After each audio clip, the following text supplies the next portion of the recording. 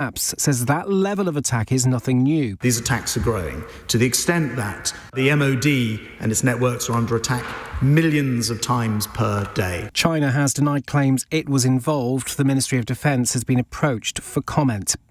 LBC understands a scheme to release prisoners early is being extended for a second time to ease pressure on overcrowded jails.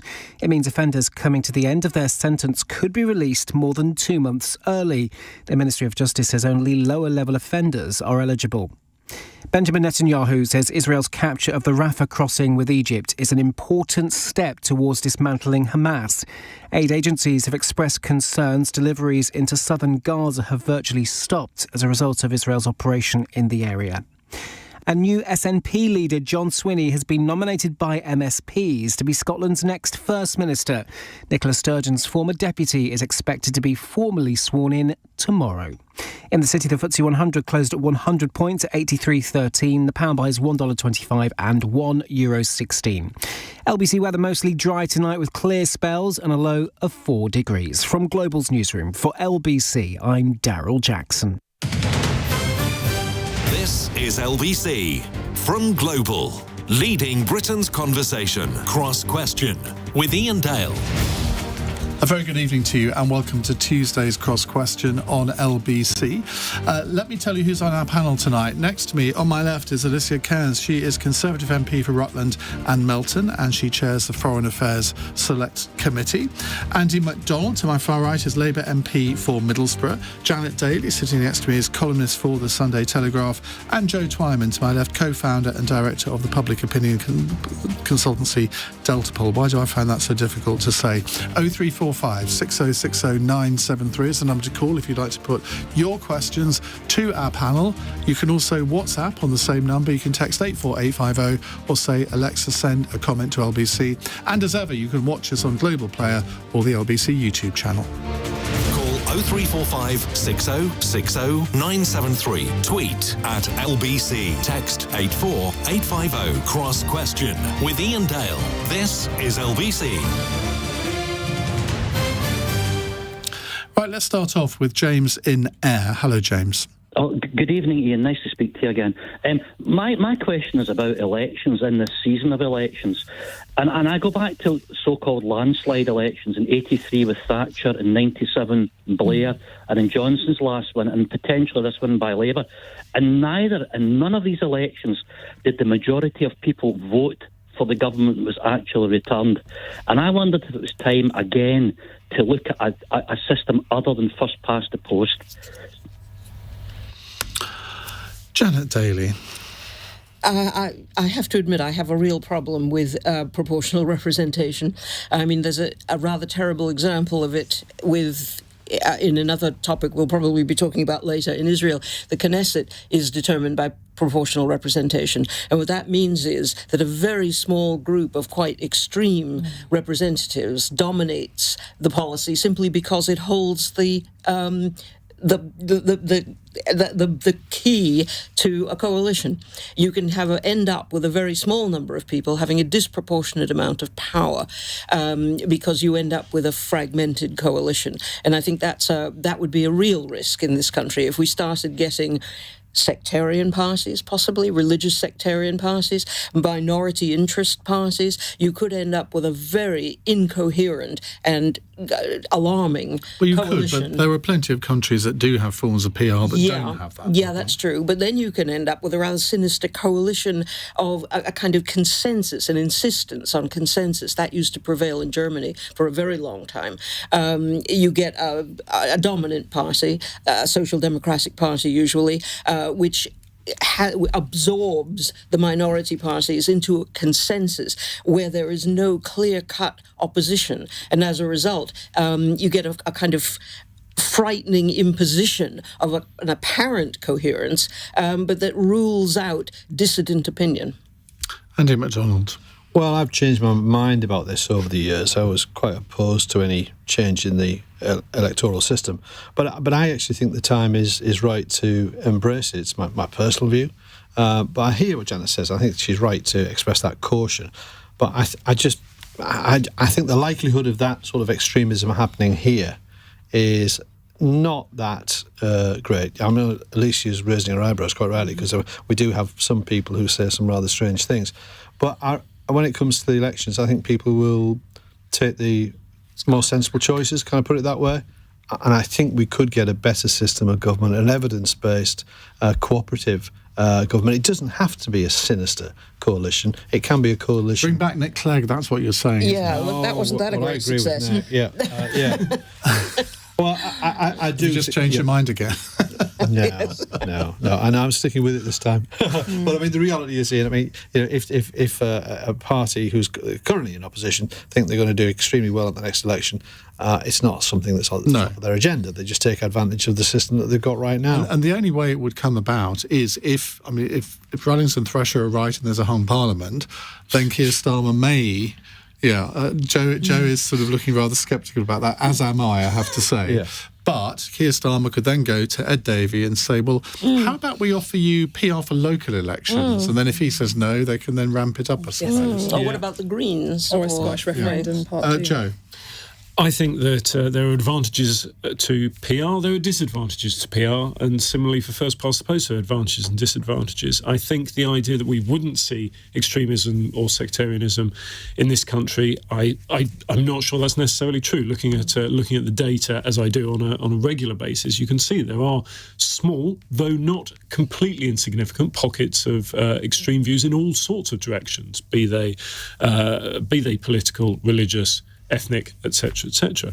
But ultimately, we had a referendum on this, and it voted overwhelmingly in favour of the status quo.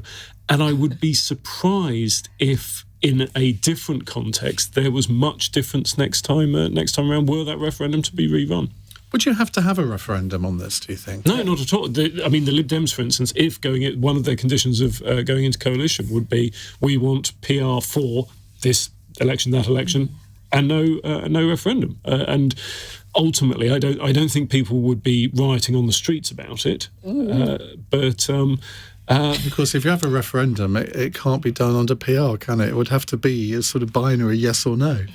Well, you could have a preferendum, but that's getting very, very complicated. It coincided, if you remember, with local government elections, and there was such overwhelming resistance to the idea of proportional representation that the Tories won exceptionally large majorities in those local elections. Part of the difficulty with that was some of the critics of first past the post were also critical of the particular form of AV that was chosen. Which wasn't actually proportional representation, to be fair. I mean, before we get Liberal Democrats phoning in their sort of carloads, the alternative vote system was not PR. And I think that's part of the problem, that you not only do you need to replace it with something, you then need an agreement on what you're going to replace it with. It gets very, very difficult. There are vested interests in maintaining the status quo on both sides of the political aisle, and so I think it's the status quo that we will see for some time. Alicia? So I think it also comes down to the form of democracy we want, and I think if you had PR, you would lose this really deep connection that MPs have with their constituencies, which is really strong.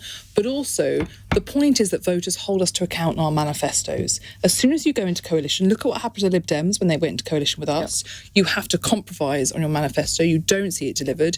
You see a lot of horse trading. They did get 75% of their manifesto delivered. Yeah, they got a decent amount of it. But either way, people didn't. Took the credit but there for are lots of people who didn't feel they got what they wanted or what they wanted voted for. So I think the manifesto is fundamental to be able to hold people to account, which gets lost. And you see the chaos in Europe that you get from PR. And I do think that extremist party bit is a big concern for us. You know, look at the recent by-election result. You know, have George Galloway expressing opinions that I do not think are mainstream in any way, sense or form. Until his election, he's been very quiet on Ukraine. But I've always been able to say, and this to the envy of so many people around the world, there is not one MP who would stand up in our parliament and say, stop supporting Ukraine today. And I fear that's not the case anymore. And I'm not saying that's the most extreme view I've ever heard, but I think there is a real risk of extremism in our country. And as you said, the referendum, it was rejected. So for me, it's about manifesto, being able to hold people to account. It's about not having that horse trading and that chaos. And also it is about keeping extremism out. Sometimes it can take months to form a government when you have... well, the Belgian economy, when they took 9 months to form their government, the Belgian economy went gangbusters. Yes, absolutely. Get rid of the government, that's the answer. Right, look, I wanted to devote quite a bit of time to the next question, so we're going to go to a break a little earlier than usual. It's 8:10. This is LBC.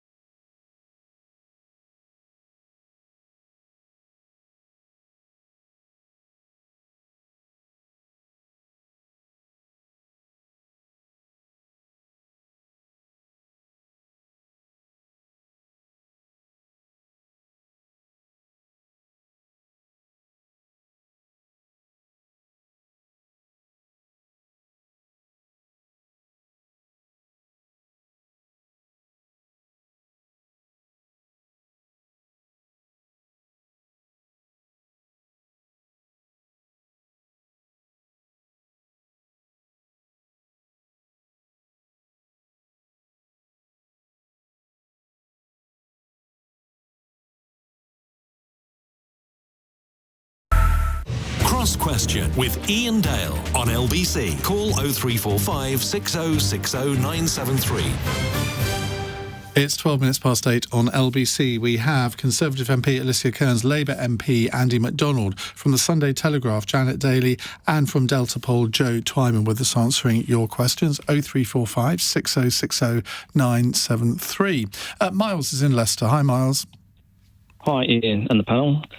Yeah, a quick couple of questions, if I may. Quickly, first of all, that since October, since Israel has gone into Gaza and started the bombing campaign, going after Hamas, and first of all, the population was told from north move to central of Gaza, then to move to the west, and then move to the south, move to Rafah. Now they're going into Rafah, and they've started bombing Rafah. Israel has. Now, do the panel not think that we should enforce this ceasefire rather than just requesting Israel to? Because James Elder of the UNICEF spokesman just came on just a little while ago. I was listening to him, and he was in tears, and that made me shed a few tears, I'll be honest with you. And his description of what is exactly happening on the ground, he was there, he's been there, and he was talking about the children and the people there, like children who are completely dumbstruck. They are in absolutely traumatized. Some of them haven't spoken for 2 months, with amputations having been moved. They moved 6-7 times from this place to that place, and there's no facilities for any medication, no facilities for sanitation. There's no facilities to have a good night's rest, as it were. And they are absolutely mentally, physically exhausted. How would you enforce a ceasefire that neither side has either proposed or would abide by? The first thing I would say is that, we should stop Israel completely, prevent them from bombing Rafah at the moment. Because there's the 1.4 million people are there. They're saying 100. Okay, Alicia Kearns, this is something that I'm sure your committee has concerned itself with. But, I mean, as I said to Miles, it's not easy to enforce a ceasefire that neither side either has said that they will abide by or would. I think that's the difficulty. I completely understand the sentiment, but this idea that the UK can force Israel to do something, we are not living in the colonial era anymore. We had a vote at the UN Security Council for a Ramadan ceasefire, and the next day the US came out and said it was non-binding. It is incredibly difficult, but it is even harder when the US, one of the few countries that really does have some real might they could throw behind it, comes out and says it's non-binding. We are in a really difficult place, and I think it's really important that politicians don't simplify this by saying, well, the UK could force it. The UK has all the diplomatic tools to do this. We don't. That is just not realistic. That doesn't mean we shouldn't be raising our voices. We've had all of our ministers out in the Middle East over the last 2 weeks. Tariq Ahmed, the Middle East minister, was on the phone to the Qataris this afternoon. We're part of the negotiations to get a ceasefire in place. The UK is doing a lot of work behind the scenes. But I think we have to be really careful and not allow this narrative to set in that people are choosing to allow this conflict to continue and that we have the ability to force a ceasefire. That is just not realistic, as much as I understand why people want to see an end to the suffering. What difference has David Cameron made since he's been Foreign Secretary? Because it seems to me that the position of the UK government has shifted quite dramatically in certainly the language that they're using towards Israel. And language matters when it comes to diplomacy. I think what David has done is said, look, we are a friend to Israel. We want to see Israel be able to defend itself and no longer live in a place where it's under threat. But there are also limits to self-defence, which are set out in law that are determined by things like proportionality. I think he has been fundamental in putting pressure on Israel, saying that they can't go into Lebanon with a full-scale invasion. The reason they had not gone to Rafah for so long was that the UK and the US said, you will not do that. You've also seen sanctions. There was a load more sanctions announced 4 days ago, which most people haven't seemed to have noticed, against extremist setters who've been conducting appalling acts of violence against Palestinians, and aid access. The UK is one of the leading voices, one of the leading reasons why Kerem Shalom and some of the other aid routes were opened.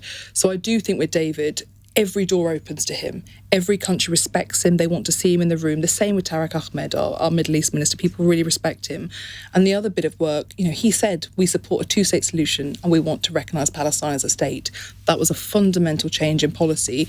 And he's driving through the hard work behind the scenes. He is working with our Arab partners to work out what does a Palestinian Authority look like? How is it one without Hamas? How do we secure, as we saw the Palestinian president say, Israel that is safe and secure for the long term, and a Palestinian state that is also safe and secure for the long term.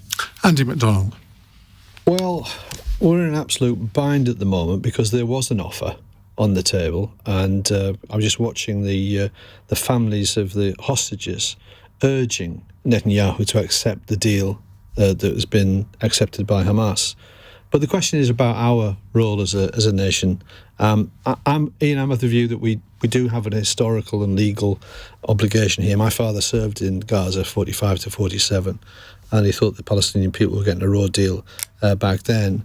But we're stuck in this loop in the House of Commons at the moment, with Andrew Mitchell coming to the dispatch box and telling us that Israel has the capacity to observe international humanitarian law. And quite frankly, nobody's bothered about the capacity to do it. It's whether they're actually doing it or not. Do you believe they are? I believe they're in breach. And I think what's going on here is just egregious. Of course, we accept Israel's right to defend itself. What happened on October the 7th was an appalling abomination. But this has long since stopped being justifiable self-defence when you've got 35,000 people dead, another 70-odd thousand injured, and such a massive proportion of women and children in amongst those casualty lists. So this is only going to get worse if this incursion into Rafah continues. That the slaughter of civilians, the death toll will rise. We have leverage. I know Alicia says we haven't got the instant solution, but there are things we can do which are important. Some of them symbolic, but in terms of our obligations under international humanitarian law, by the supply of arms to Israel, people say it's not significant. It's tiny. It's 15%. 15% of an aircraft can't fly without those bits. That's not an accurate statistic. Lockheed Martin openly said that the British finger, the DNA is right through the intellect of the programmes. But it's an important thing to say, even though you may say it's small. Forgive me, I called for arms exports to be suspended because I think we're in breach of our own arms export licence. Yeah. But it's not, to your point about being symbolic, this gentleman saying, how do we force it? Those things are symbolic. It's not going to make a difference. Well, we do the things that we can. It doesn't mean we don't. We just do nothing about it, and we should have observed. But people are saying that we can force it in the chamber today. Labour was shouting at Andrew Mitchell as if there was something that he was choosing not to do that would actually make a difference on the ground. Publish the advice. Let us see. You never publish the advice. So we work in a world of ignorance, whether we're in compliance with international humanitarian law or not. I mean that's not. It was me that worked out that it was me that guided Parliament that you have to ask: is Israel demonstrating a commitment to international law? If the Labour Party kept asking, is international humanitarian law being broken, when you knew that wasn't going to get you the answer. You know, I've guided Parliament to focus on what are the big questions that we have to ask to hold the government to account. But at the same time, I'm not going to sit here and pretend that there's some easy thing that we're just choosing not to do that would actually make a difference. Well, okay, sorry. Joe Twyman. I don't think the UK can force the Israelis government to do anything. They can ask, they can request, they can make symbolic gestures, but they can't force the Israelis to do anything. Similarly, I don't think even the United States can force the Israelis to do anything. The United States is in a very, very powerful position. I don't doubt that, but on this, I don't think they can force the Israelis to have. Well, what both countries can do, there's a vote coming up at the General Assembly of the United Nations, I think, in the course of the next 14 days, to the recognition of Palestine. That would be something to move the debate along. Yeah, I agree with all of that, but the specific question was about forcing the Israeli government into a ceasefire. I do not believe that, certainly do not believe the United Kingdom can, and I doubt the United States can when it comes specifically to forcing. What I would like to say very briefly is about the view of the British public, which has been consistent, as it has been clear now for some time.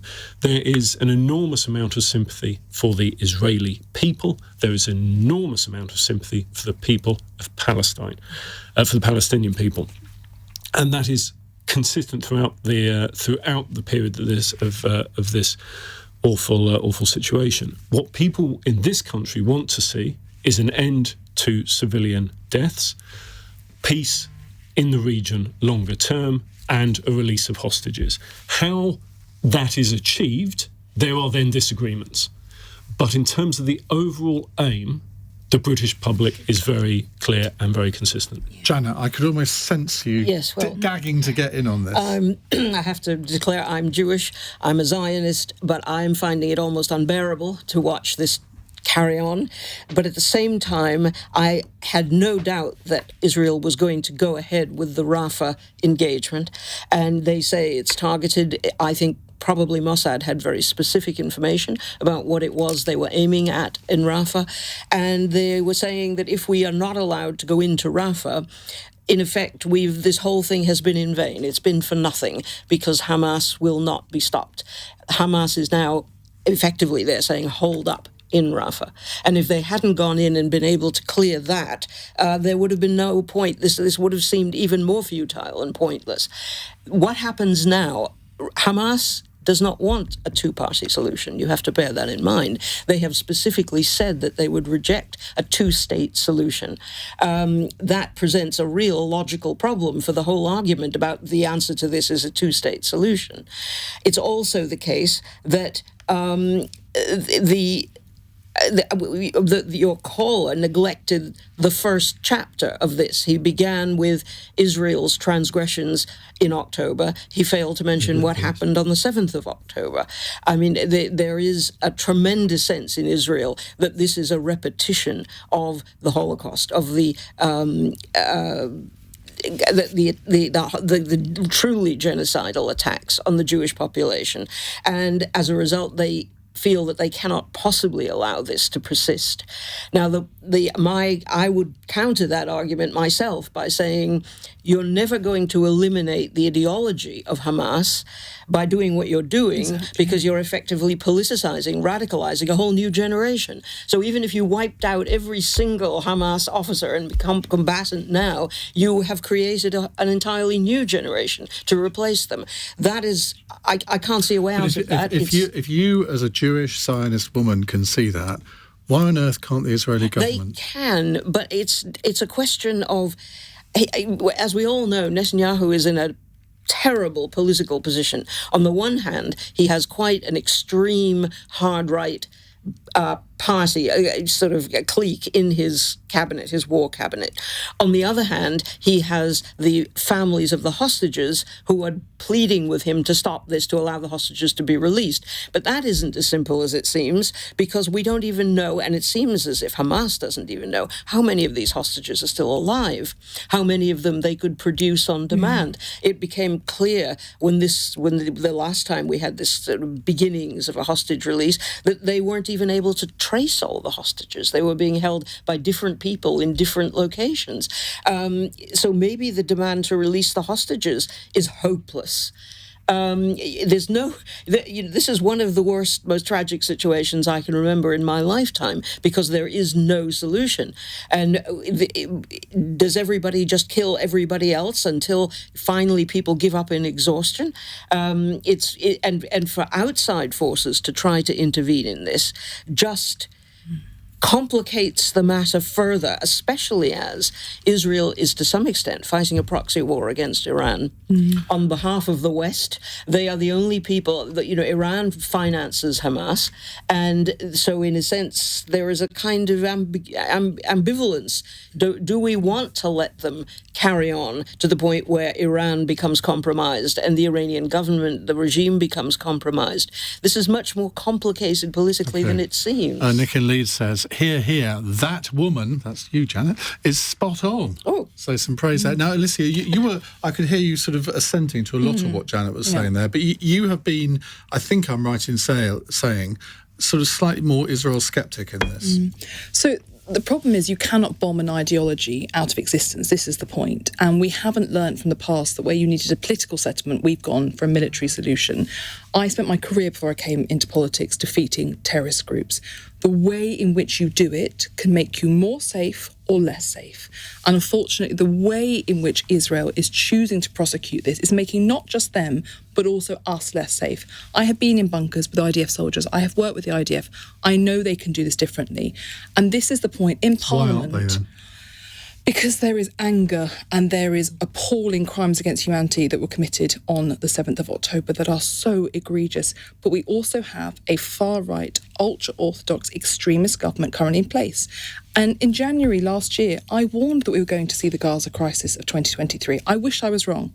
I didn't see it happening as it did, and I warned that we had to learn how to be a critical friend to Israel. Friend is key, but the critical point, and you've seen that in the political discourse, that if you say that the way Israel's doing this, and the people in Parliament most angry at the way Israel's doing this are people who are ex-military or who are ex-diplomatic service or counter-terrorism, understand that it can be done differently, because we want to see them succeed. We want to see peace in the Middle East. But there are choices about the way you prosecute things. And so I think it's really disappointing and deeply frustrating that you have people essentially not recognising that we do have to change the way you talk about this. If the US was doing the things that Israel is doing, the way they are doing some of their activities, people would be absolutely fine to be outspoken against it and speak about it. We want to see Israel succeed, but if the way they are doing it will make them less safe in the long term, then we have to speak out, please. Can I just add one more point? Just before this began, the 7th of October crisis, the whole settlement in the Middle East was beginning to look quite good. Saudi Arabia was about to sign the Abraham Accords. It really looked as if the situation was gradually diminishing and petering out, if you like, if that isn't too trivial a term to use. And I suspect that this Hamas outrage of the 7th of October was designed to do precisely what it did do, which was to, throw a grenade into that whole process. And you have to bear in mind, too, that the neighbors of Israel, Egypt and Lebanon and so on, are not willing to take in Palestinian refugees. And there is a reason for that. And that is because they are regarded as potential terrorists who will disrupt. Those countries are desperate now for a kind of Western respectability. They're conducting film festivals. They're buying Hollywood, sort of franchises. They wanted to buy my newspaper. They want. You put paid to that. Yeah, I certainly did. Yeah, they are trying now to become respectable players on the world stage, and they do not want to have an injection of a fifth column. But forgive me, that's also because they fear what they would call a third Nabka. They fear that once the Palestinian people are forced out, they will never be able to return. Just very briefly, I mean, what David Cameron said very wisely at the early part of this terrible tragedy was that the future for a safe Israel is only going to be secured once we have a safe and secure Palestine. And I think that was a very wise thing to say. But just in terms of I listened very carefully to Janet's comments around Hamas. Of course, Hamas are not the dominant force in the West Bank. We look from the outside and think, well, how far has that got them? That's got them in the Palestinian people in a terrible situation, and the abuses there are legion. So we've got to find a way of breaking through this where there is that conversation and people who are willing to talk and observe just basic human dignities for people of whatever nationality. Well, Israel might claim that by demolishing Hamas and its infrastructure, they might actually be liberating the Palestinian people in Gaza. Well, they could. I mean, it's a little hard to take that when they're demolishing people's homes in the West Bank. But Hamas has kept these people hostage for 20 years. We've actually got a WhatsApp message from Tel Aviv, from Debbie, who says, do you really want arms sales to Israel and have the world taken over? I think she means abolish arms sales to Israel and have the world taken over by Iran and its proxies Hamas and Hezbollah. Do you really believe Hamas figures on deaths? Why? There is a much bigger chance of not radicalising people if Hamas goes. Hamas can't find 40 hostages who are alive. Well, we'll move on from that. It's a really good discussion. Can I make one 10-second point? Very, very quickly. But this is exactly the point about extremes. Either people say, arms exports will make no difference, or they say it's going to completely castrate Israel and you're going to see Hamas overrun the whole of Israel. It is not the two extremes. People need to be more measured in the way they respond to this and about the realities. Well, Miles, you provoked a really good argument. I hope everyone will agree. It's 8:31. We'll come to more of your questions in a moment. Let's get the latest news headlines first with Daryl Jackson. Current and some former members of Britain's armed forces have been told to be aware of suspicious phone calls or bank account activity over fears their details have been hacked by China. A memo seen by LBC suggests the Ministry of Defence has only started informing those affected today, following the bank holiday weekend. Rishi Sunak says he's deeply concerned about the potential humanitarian cost of an Israeli offensive around Rafah. Aid agencies say it's led to deliveries into southern Gaza being effectively cut off. And it's reported the traditionally exclusive all-male Garrick Club in London has voted in favour of allowing women for the first time. The heads of MI6 and the civil service gave up their memberships because of controversy around the club's rules. LBC weather, any showers soon fading, leaving a generally dry night with some clear spells and a low of 4 degrees. This is LBC.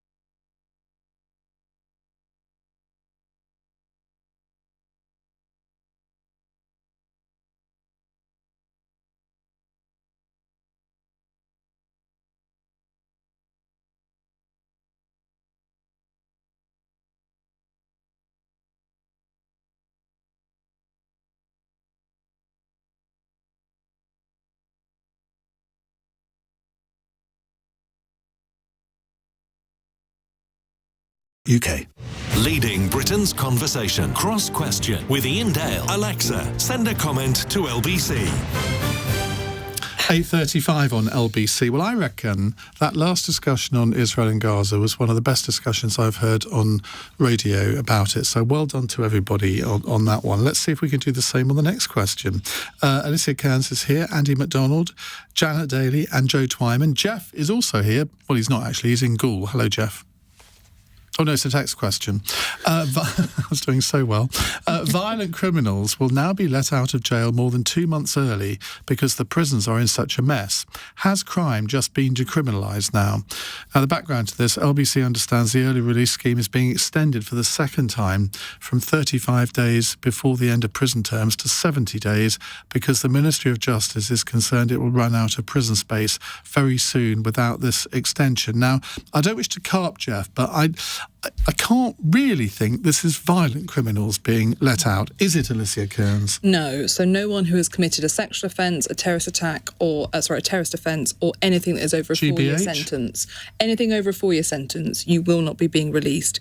But the reality, it is difficult because we have 15,000 people currently on remand, so that's waiting for trial, when you normally have 8,000. So there is enormous pressure on the prison system.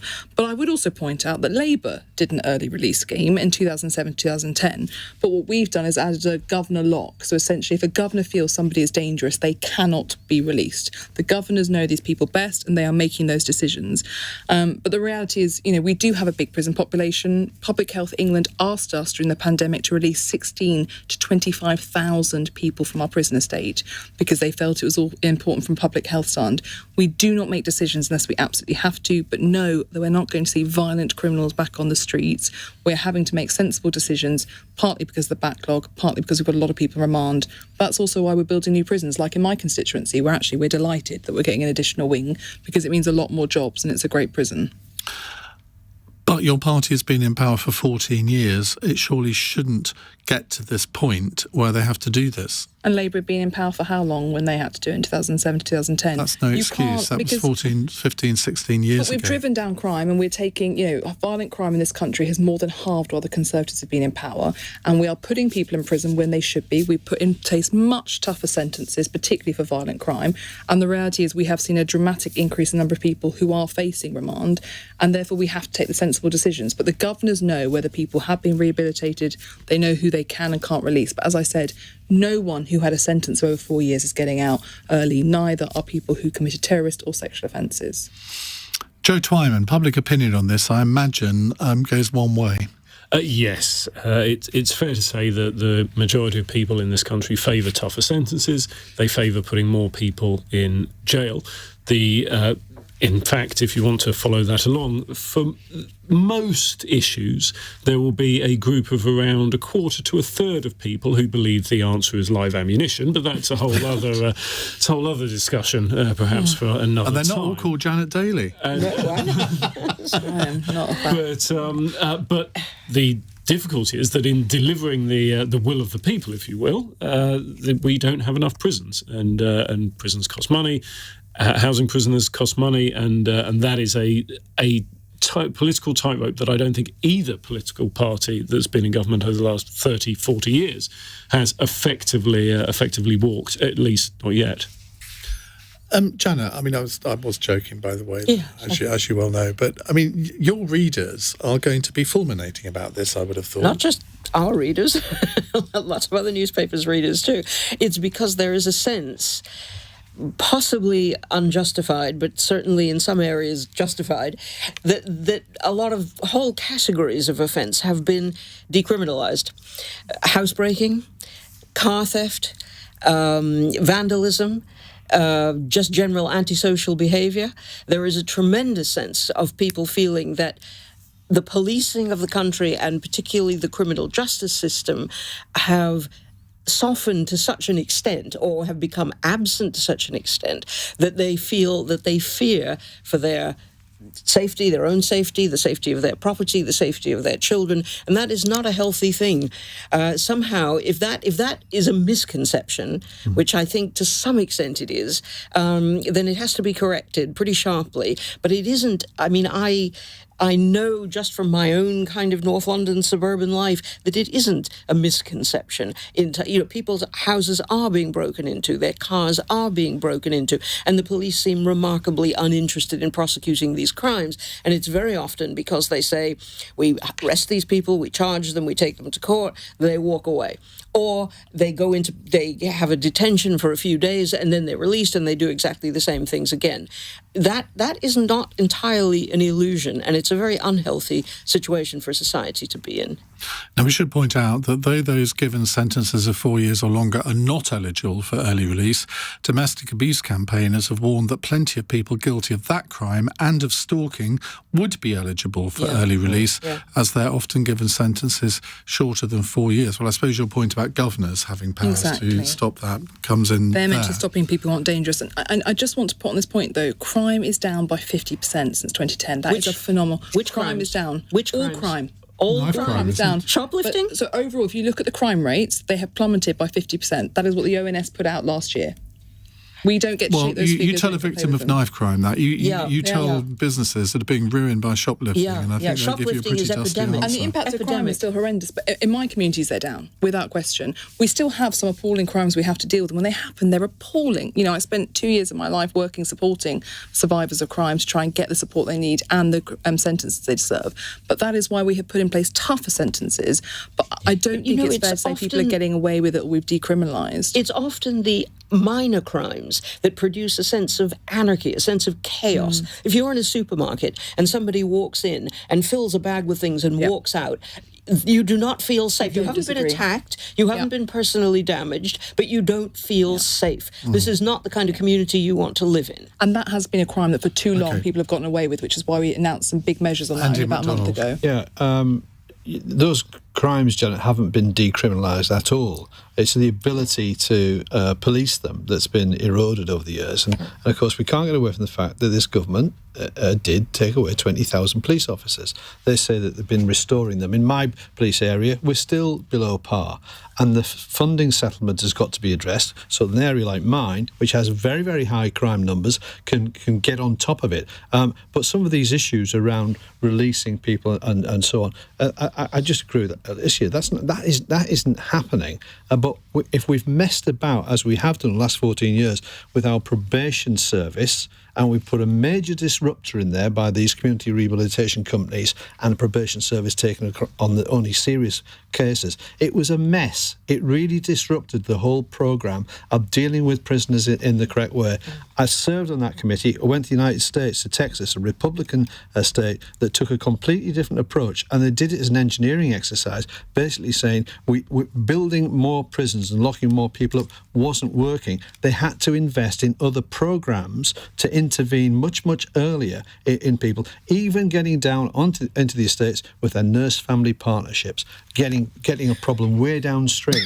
They had lots of imaginative programmes, and I think those sorts of examples are things that we should embrace, rather than, because it's every single time we get to an election, who's going to be the toughest on crimes, build more prisons, lock more people up, and it just, that perpetual cycle does not work. You know, there was a programme in America that made a lot of news here of ex-prisoners going into schools to talk to kids.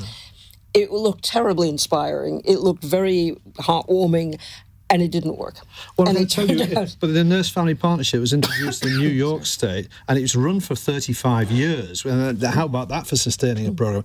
That produced a reduction in young men entering the criminal justice system, somewhere between 16 and 24, by 57% compared to the same sort of demographic elsewhere. But do you know what the most successful crime-fighting programme was in New York? I met Bill Bratton in New York, and I talked to him about this. The broken windows, zero tolerance. Get rid of the graffiti. Stop the minor antisocial behaviour. He told me, we took the city back block by block, starting from the northernmost edge of the Bronx down to the south tip of Manhattan, and they had to fight to get the city back. But you don't do that by taking police officers out of the system. No. But you don't do it. You have to. But you don't do it by the counselling programmes either. You do it by eliminating graffiti. Like a lot of things in life, Janet, you need more than one. This week, the Institute of Fiscal Studies has published a new study that looks at the effect of shutting 70% of the police stations in London, and it found that in those areas where police stations were closed, there was a rise in violent crimes, including assaults and murders, of 11%. And so for every £1 saved, in closing the police station, £3 was then spent in having to solve the increase in crime. And that's under a Labour mayor in London. You've got to make people feel safe on the street in their communities. Graham in Staffordshire has a simple solution: get rid of Tory people. I hate them. Oh, there is the voice of modern tolerance. Yes. It's 8:45 on LBC. LBC.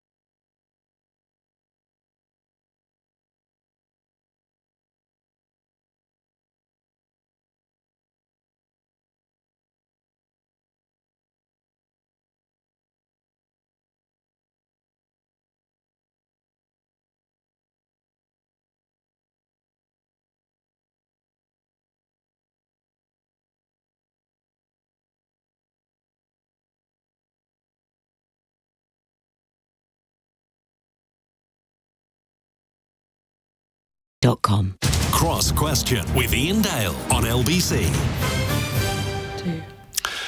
We have Alicia Kearns, Andy McDonald, Janet Daley and Joe Twyman answering your questions. Our next one is from Chris in Croydon. Hello, Chris.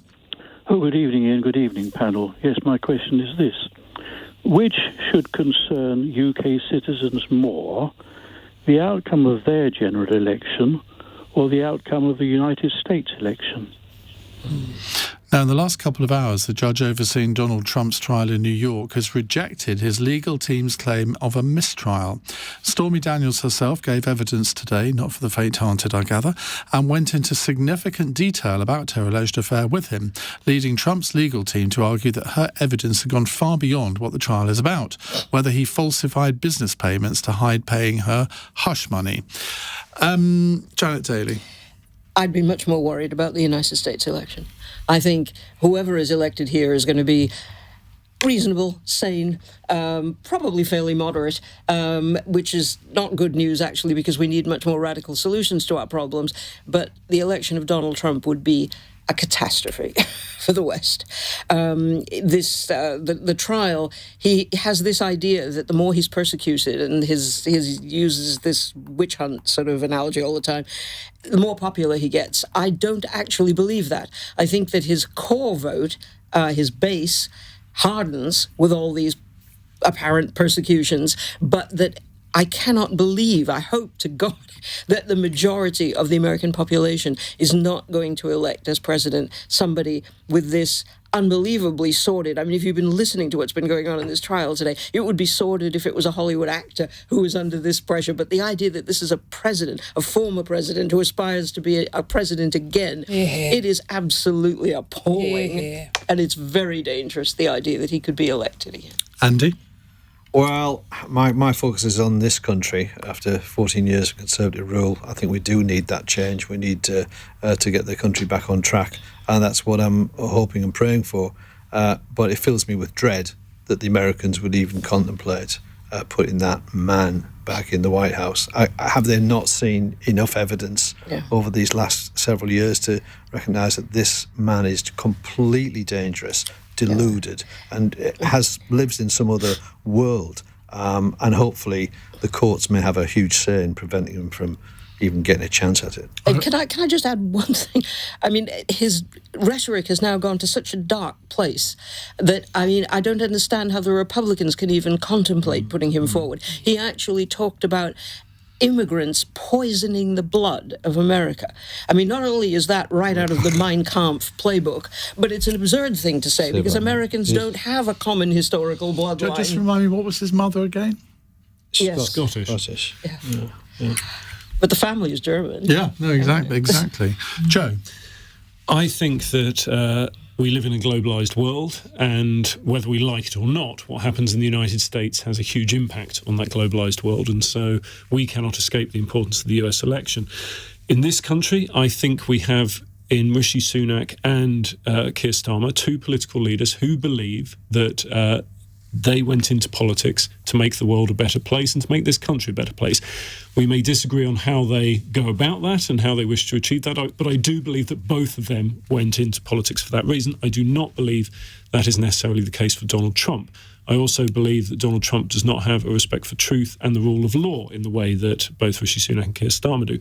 Having said that, I think it is extraordinarily important that the political class in this country and in the United States recognises why it is that Donald Trump is so popular. We collectively may not like it, but it remains the case that he is popular. There is a proportion of people in the United States and in the United Kingdom who are dissatisfied, distrusting and disapproving, not just of individual politicians or political parties, but of the political class generally. And if those people do not feel that they have a voice, if those people feel that the world has changed in a way that they are not happy with and they did not consent to, even if it isn't true, if they feel that is the case and they feel that no one is addressing that, this is one of the possible consequences of that. Alicia? I agree entirely, and I really fear about the fact that his popularity is a reflection of that rejection of institutions and of democracy that actually makes our country stronger. So I fear that he gets high on eroding those, but also for women. The way he talks about the women, he talks about our bodies, he talks about our rights. I really fear that, because ultimately it's about standards in public life. And although we won't always get things right as politicians, and people love to pillory us, and your last person who made that comment that he thinks is so big and so funny, we have a job to try and raise standards, even if people want to disagree with us. But I think with Trump, unfortunately, so often he drives down those standards, and eroding the institutions is so, so dangerous. But talking of institutions and females, here's a text question from Stephen. Would you join the Garrick Club? Because tonight, around 60% of members of the club, well, those who attended a meeting, have voted this evening to end the club's 193-year-old rule barring women from joining. Really? I didn't know that. We'd love to break news to you. Gosh, I almost want to go just to annoy the 40% who didn't think women had a right to be there. But I have to say, I am one of those people that private members clubs, it reminds me of the first time I walked into the Cambridge Union at university, and everyone looked posh and in suits and well-dressed, and I fled and never went back the whole time I was at uni because I felt so out of place. And I have to say, I think I'm not in a rush to be a member of a private members club. It's not really my... I am a member of a private members club, the one that was the first to admit women, the reform. And the reason I am is because I can take politicians to lunch there and know that nothing that is overheard will ever be repeated. I shall wait for the invitation post. I remember when women were allowed to join there, because one of my friends was one of the people who were trying to stop women. Peter Cropper, who used to be an advisor to Geoffrey Howe, was a leading member there. Stop women joining, or stop women generally? Stop women joining, because ladies, as they're called, were always allowed to have lunch there, but were never allowed to be members. A bit like the Carlton Club. I used to boycott the Carlton Club because it wouldn't admit women. When I was a civil servant, I had a minister take me to the Travellers Club. You've done an awful lot of things, we found out. I know this I have. evening. But he took me to the Travellers Club for an official meeting, and because I was a woman, we had to go in the back entrance. And to have to go there as a civil servant, be taken to a place where I wasn't welcome and had to go into a different entrance, it was deeply Oxford offensive. and Cambridge, women weren't allowed to use the main stairway. They had to use the servants' end. The sight of us was another world, Andy. Yeah, it is another world. Oxford and Cambridge and the Garrick Club. I think, No, but forgive me, though. I will take issue with people who talk about Oxford and Cambridge as if people who haven't worked hard don't deserve to get there from any background. No, forgive me. I went to my... No, because it is. It's this whole thing about the Labour Party. If there was a club that would have me as a member, I probably wouldn't want to join anywhere. Labour Party apart. Yeah. Working Men's Club in Middlesbrough? Do you know, I'm not a member of any of them yet. But I can get me CIU affiliated and go into all they're called working men's clubs. Do they allow women to be members? Yes, I do, yeah. Thank goodness for that. Joe? I'm a member of Barnet Copthall Swimming Club. We have both men and women as members, and are very proud of it. The last time I went to a private members club, which has been mentioned, but I won't mention exactly which one it was, they said, "Sir, are you aware of the dress code?" And of course, you'll never ask that if you're dressed correctly. No, you weren't wearing a tie. I was informed that I needed a tie, I needed a jacket. They didn't accept jeans, and they didn't accept you trainers. Must know that before you went. Unfortunately, I didn't check where I was going before I went. If it's the club, I think it is, you are not required to wear a tie anymore, but you can't wear jeans. Yeah. That was my fault. But there we are. Right, now we've got one final serious question to come, and it is quite a complicated one, given that we've only got about 3 minutes left. It's from Janie, who says, what should our reaction be to China hacking our Ministry of Defence? Will we just let them get away with it again? Now, the government seem rather reluctant, Alicia, to say the word China. So I think, look, you know that I'm the first to say we have to be tough on the Chinese Communist Party. However, this hack, we only recently became aware of it, and it is right, as a rule-abiding nation, that the government completes its investigation so it can categorically say it was the Chinese Communist Party, like with the Electoral Commission.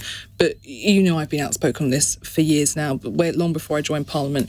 If you are not tough when autocratic and hostile states commit acts in your own backyard, why would they think that you would have any strength in the international arena? We have to protect our people, and we have to be absolutely unapologetic for it. Andy? Well, I think one of the larger issues here is the duty of all corporate entities in China to divulge data to the Communist Party itself directly. And that's a real worry, certainly on the Business and Trade Select Committee. We look at how this impacts upon us, and we've got to build up our own resilience in this country across all of our sectors, energy included, so that we cannot have these sorts of interferences because they're absolutely devastating for us, and we've got to be resilient to it and ever so watchful. And we're dealing with some inquiries right at the moment with certain companies that remain nameless at the moment. Janet, I went on a tour of GCHQ a few years ago, and they showed us in their sort of situation room, I don't know what they actually call it, but where it all happens, they had this big screen of the whole world, and it showed where all of the cyber attacks on the UK come from. And I didn't used to tell this story because I thought it was probably fairly secret, but I heard David Cameron say it once, so I thought, well, I can. And 95% of all of these attacks come from China, North Korea and Russia. Yeah. What do we do about that? That is this is the new Cold War. Welcome to the new world. It's not the Soviet Union anymore. Communism has collapsed. We won the argument. Capitalism won. But we've now got a new alliance between Iran, North Korea, China and Russia. And the worst of it isn't even an argument that you can engage in. It's not communism versus capitalism anymore. It's just, for all kinds of differing influences. China is not a communist country in any sense that Marx would understand. It's a national capitalism. It's effectively fascism in the true sense of the word. And we are their primary market, so they don't actually want to bankrupt us because you don't want to bankrupt your customers, but it's a very complicated situation that we're in and much more difficult to deal with than the old ideological Cold War. Okay, Joe Twyman. I think there's an important thing to be said about in terms of getting away with it. This was a successful hack. I think we should talk about all of the unsuccessful hacks that take place, so that the British people have a sense of the scale that you're talking about. Because this is the kind of thing that can be done at a state level. It can also be done by individual actors in unhelpful countries. And what do we do about it? We build up our defences, but also we're transparent that it's happening, so that people have the information available to them. Cybersecurity is going to become a very, very big issue. Right. Let's move on to our fun question. Hattie in Falkirk has sent this one in. A young singer from Glasgow was taken from playing his guitar in a hotel bar to supporting Take That in the arena around the corner because the actual support act, Ollie Murs, was unwell. Actually, I think he'd missed his flight. What do you dream of being thrown into the deep end of to have a go at? Joe? On more than one occasion, I have been either in a TV studio or a radio studio where it's looked very, very likely that I might end up presenting the news.